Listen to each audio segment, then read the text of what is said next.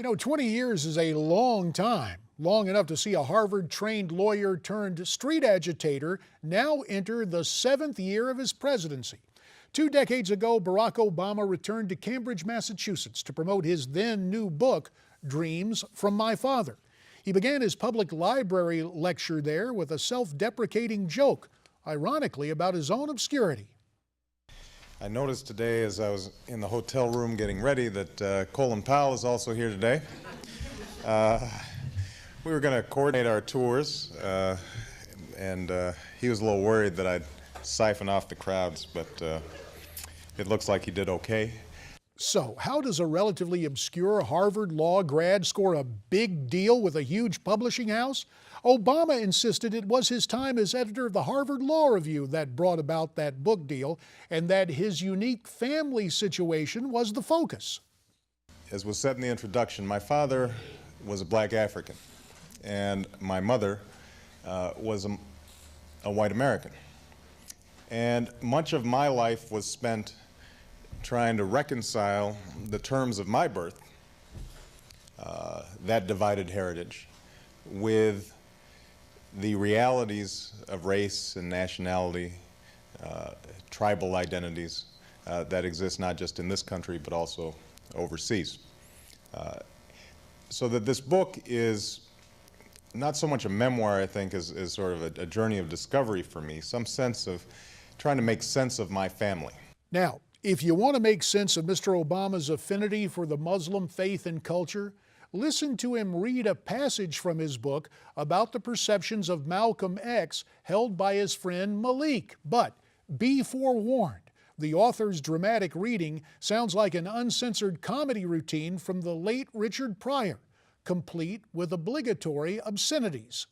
Malik mentioned that he was a follower of the Nation of Islam, but that since Malcolm had died and he had moved to Hawaii, he no longer went to mosque or political meetings, although he still sought comfort in solitary prayer.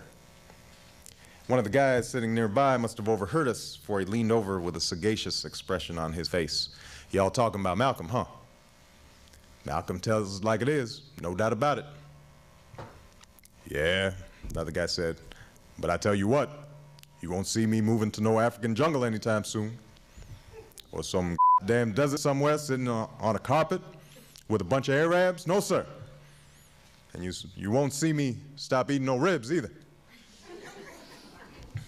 Gotta have them ribs. And too. Don't Malcolm talk about no. Now you know that ain't gonna work." What didn't work for Mr. Obama prior to his run for president were the many mentions of Frank Marshall Davis, the card-carrying communist who was his mentor in Hawaii. A number of conservative blogs highlight the mentions of his mentor in this presentation, since all those mentions were subsequently scrubbed in the 2005 audio version of the book. But of greater interest to me, Obama's perceptions of politics 20 years ago, including a backhanded compliment for Bill Clinton. You know, we live in a very cynical time about politics. 1992, there was a window of opportunity where I think, having come out of the Reagan and Bush era, I think there was, and the Cold War being over, there was some sense that now was a time where we could look inward and do something domestically. And in the African American community, there was some sense of optimism, I think partly because President Clinton tapped into some good rhetoric. Obama's political comments came during the question and answer part of his presentation when he was asked how, as a community organizer, he was able to register so many new voters in Chicago. People feel like things are always happening to them, and they're not active agents. And so a lot of groundwork has to be laid to explain that, no, in fact, you are an active agent. You know, and sometimes you talk about welfare cuts, and that if you don't vote, somebody's going to cut your welfare.